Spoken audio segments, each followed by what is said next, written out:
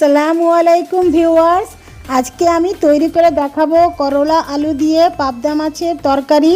এই গরমে করলা খাওয়া স্বাস্থ্যের জন্য অনেক ভালো। আপনারা যারা করলা খেতে পছন্দ করেন তারা অবশ্যই এই রেসিপিটা ট্রাই করে দেখতে পারেন। আশা করি আপনাদের কাছে অনেক ভালো লাগবে। চলুন তাহলে দেখে নিই। এখানে 5 পিস পাবদা মাছ ধুয়ে সামান্য লবণ হলুদ দিয়ে মাখিয়ে রেখেছি এবং 3টা করলা ও 2টা আলু পাতলা করে কেটে ধুয়ে নিয়েছি। প্রথমে একটা প্যানে 2 টেবিল চামচ তেল দিয়ে দিলাম। এখন 2 টেবিল চামচ পেঁয়াজ দিয়ে হালকা ভেজে নিব।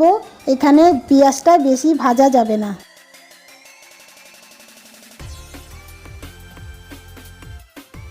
পেঁয়াজটা এখন হালকা ভাজা হয়ে গিয়েছে। এবার হাফ টেবিল চামচ আদা রসুন দিয়ে মিক্স করে নিব।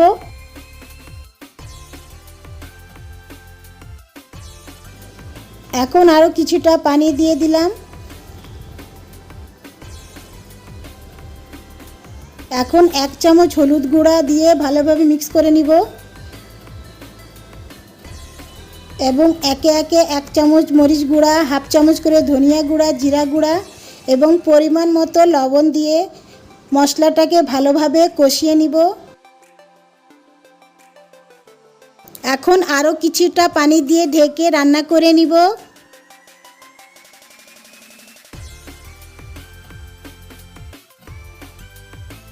কিছুক্ষণ পর করলা আলু দিয়ে মশলার সাথে ভালোভাবে কষিয়ে নিতে হবে।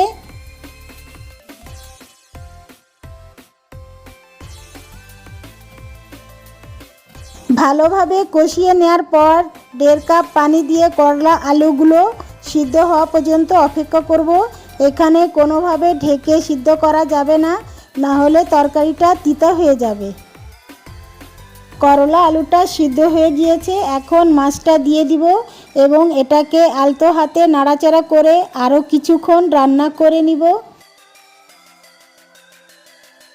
এখন কয়েকটা কাঁচামরিচ ও 1 চামচ ধনিয়া পাতা কুচি দিয়ে মিক্স করে নিব।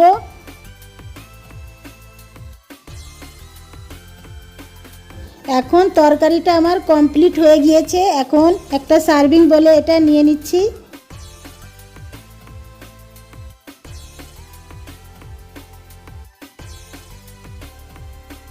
তো এখন তৈরি হয়ে গেল করলা আলু দিয়ে পাবদা মাছের তরকারি। এভাবেই আপনারা বাসায় ট্রাই করে দেখতে পারেন। যদি আমার এই রেসিপিটা আপনাদের কাছে ভালো লেগে থাকে তাহলে অবশ্যই লাইক, শেয়ার এবং সাবস্ক্রাইব করবেন। আল্লাহ হাফেজ।